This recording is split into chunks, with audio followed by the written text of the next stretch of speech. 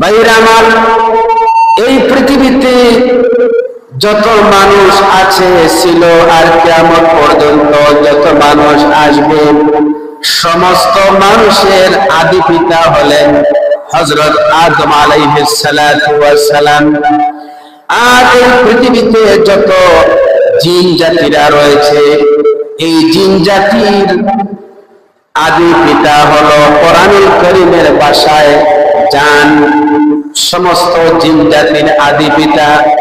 আর এই পৃথিবীতে যত শয়তান রয়েছে, সমস্ত শয়তানদের আদি পিতা হলো ইবলিস।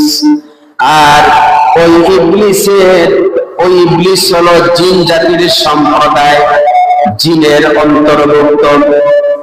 ভাইরা আমার, আমরা যারা পৃথিবীতে বসবাস করছি মানুষ, আমরা যারা পৃথিবীতে আছি, আল্লাহ পাক রব্বুল আলামিন আমাদেরকে পাঠিয়েছেন।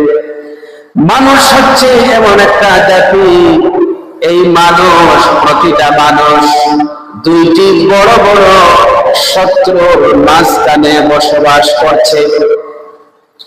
প্রত্যেকটা মানুষ বড় বড় দুইটা শত্রু দুশ্মনের মাঝখানে বসবাস করছে, অথচ আমরা দুইটা শত্রু নিয়ে আমরা চলছি, বসবাস করছি।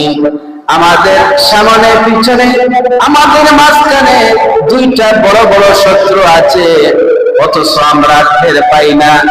একটা হচ্ছে শয়তান, আর একটা হচ্ছে নফস।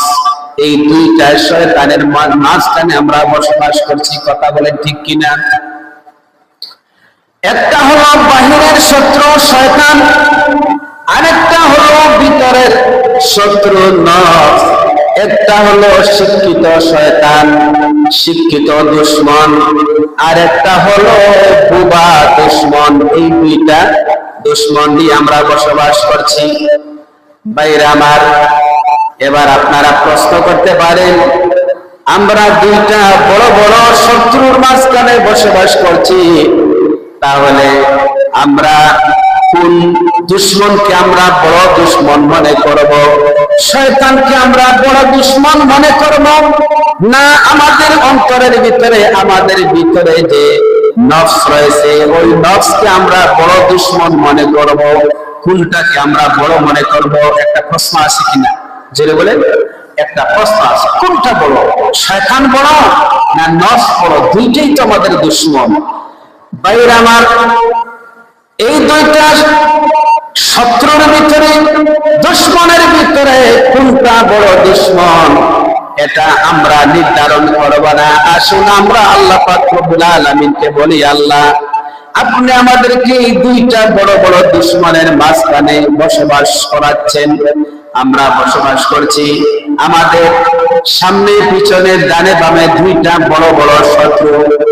এই দুইটা শত্রুর ভিতরে কোনটা বড় শত্রু, এটা আমাদেরকে বলে দিন। আল্লাহ পাক রব্বুল আলামিন সেটাও ফয়সালা আমাদেরকে দিয়েছে। আমরা যদি কোরআনুল কারীম তেলাওয়াত করি, তাহলে আমরা দেখব আল্লাহ পাক রব্বুল আলামিন শয়তানের ব্যাপারে বলেছেন, ইন্না কাইদা শায়তানি কানা দাঈফা। শয়তানের চক্রান্ত আসলে দুর্বল। আল্লাহ পাক শয়তানের ব্যাপারে বলেছেন দাঈফ শব্দ ব্যবহার করেছেন, আর নফসের ব্যাপারে বলেছেন আজিম শব্দ বলেছেন। অর্থাৎ নফস হচ্ছে শয়তানের চাইতে মারাত্মক বড় দুশমন।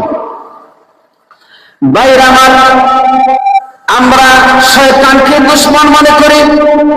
এই দুশমন বাহিরে থেকে মানুষকে দিয়ে শয়তানি করায়।